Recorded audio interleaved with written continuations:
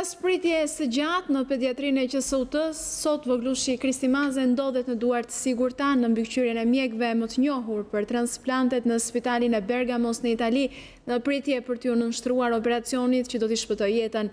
Dërgimi i voglushit në Itali u mundsua fal zemërgjegjësisë së popullit shqiptar që u bë bashkë për të shpëtuar një jetë fëmije. Materialin e zgjeruar për rrugtimin e voglushit nga QSUT-ja deri në spitalin e Bergamos në Itali ku ndodhet i shtruar nga sjell gazetari ynë Erion Skëndaj.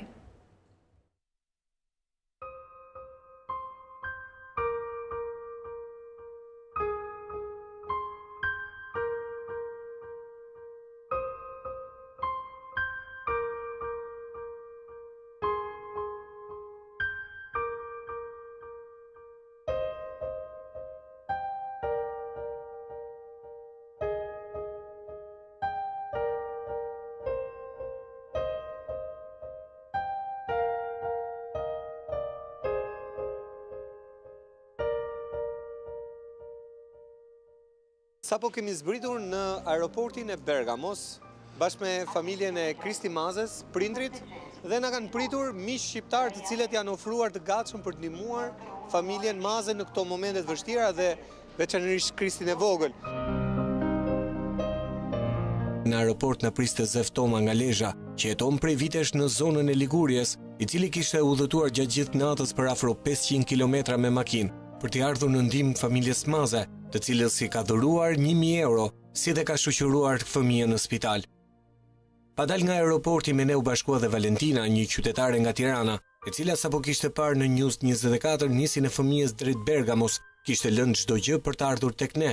E pikërisht atëherë kur më pak pritej, Kristi u ndje keq, e kapën krizat forta në barkë dhe menjëherë është transportuar drejt spitalit të Bergamos, Papa Giovanni 23. Për më shumë se 2 orë, mjekët e urgjencës i dhanë ndihmën e parë voglushit, duke larguar rrezikun momental.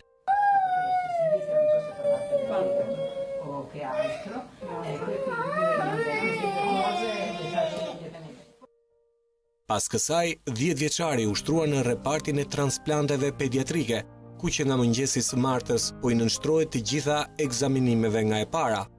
Ne ja dolëm që falë edhe mbështetjes qytetarëve bujar që dhuruan për Kristin, sot ne jemi në spitalin më të mirë të Italisë për transplantet, dhe është spitali Bergamos, spitali i ri Bergamos.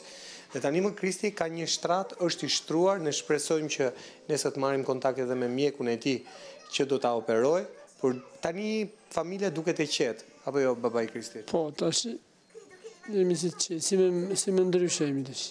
S'dihet sa do eci operacioni i Kristit. Por hapin e parë kemi hedhur. Hapin e parë kemi hedhur, dhe me gjysmën kemi vajtur. Okay.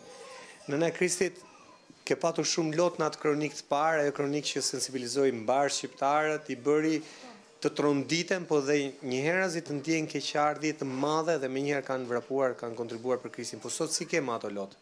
Po sot si kam, se jam me gëzuar, më kanë them shpresoj të bëhet Kristi më mirë, të operoj, të shkoj me shokët e tij. E falenderoj të gjithë shqiptarët, kudo që janë. Një urim special për Kristin. Ju urojmë shërim shpejt dhe të gjithë mirat në jetë.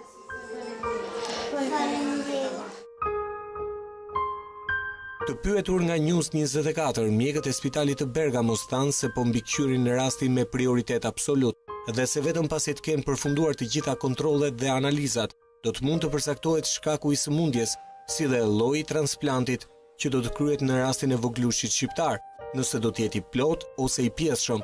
Shefi i shërbimit Lorenzo Dantiga, i cili ka ndjekur nga afër dhe operacionin e transplantit të Valentina Hoxhës nga Fieri 2 vite më parë, tha se në rast të vendosjes së fëmijës në listë pritje, atëherë do të jetë vetë spitali, i cili do të përcaktojë shkallën e rrezikut të jetës, edhe po kështu për parësitë e transplantit tek fëmia e shtruar.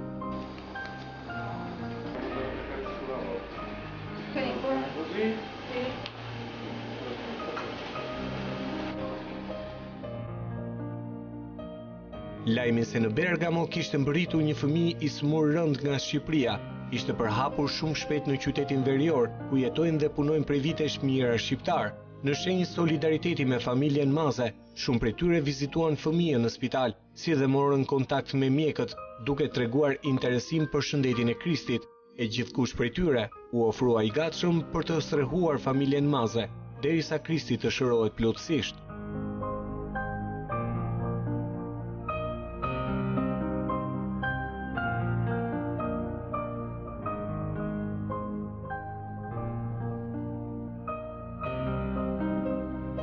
Falë zemrave të bardha të shqiptarëve, Krishti s'ka për të qenë kurrë vetëm.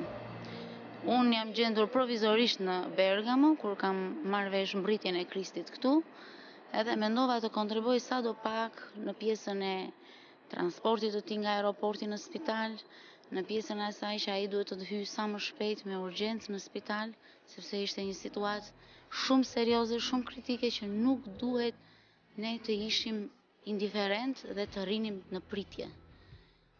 Shumë kohë kishte humbur në Shqipëri, në Tiranë, edhe më ka prekur shumë sepse është një jetë fëmije. Sytë e Krishtit janë shumë të trishtuar.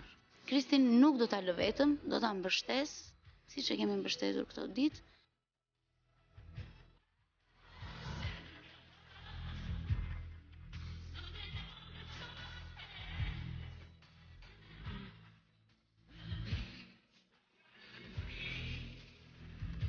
Që këtyre viteve që jam në Itali, më është dëshur të ndihmoj shumë familje shqiptare për probleme shëndete dhe për probleme të tjera, por rasti i Krishtit në këtë moment ishte një rast shumë i dhimbësor dhe që duhet ndihmuar nga të gjithë.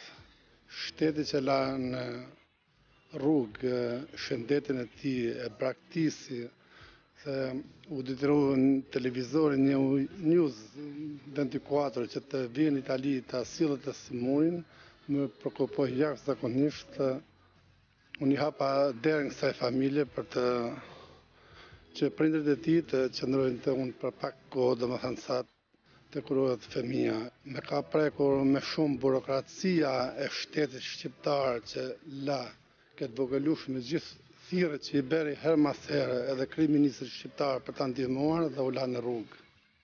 Kur kam parë Krishtin, me thënë të drejtën jam emocionuar shumë, sepse një fëmijë aq i vogël të vuaj dhe më shqetësoi shumë gjendja e tij, sidomos prindrit që ishin në një situatë tepër të vështirë. Si ka mundësi që shteti, Ministria e Shëndetësisë nuk i ka dhënë ndihmë një voglushi për një viti? Jam e prekur shumë dhe them që ne si shqiptar ta tregojmë veten tonë, të jemi të bashkuar edhe se jemi larg në kurbet, dhe falenderoj edhe juve News 24 që keni 48 orë pa pushuar fare, duke jetuar me dhimbjen e kësaj familje, dhe po mendoj domethënë sepse pas keni një zemër shumë të madhe. E ndjeni që ky fëmijë duhet të ndihmuar dhe duhet të shpëtojë nga kthetrat e vdekjes.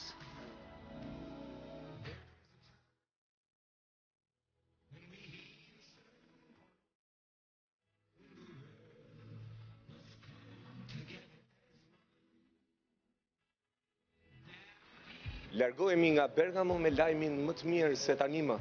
Krishti Maze ndodhet në duart të sigurta, në duart e mjekëve bergames, të cilët na garantuan se në rastin më të parë voglushi do t'i nënshtrohet transplantit mëlçis, që të mund t'i rikthehet një herë mirë jetës së mëparshme, t'i rikthehet lodrave, t'i rikthehet shoqërisë së tij.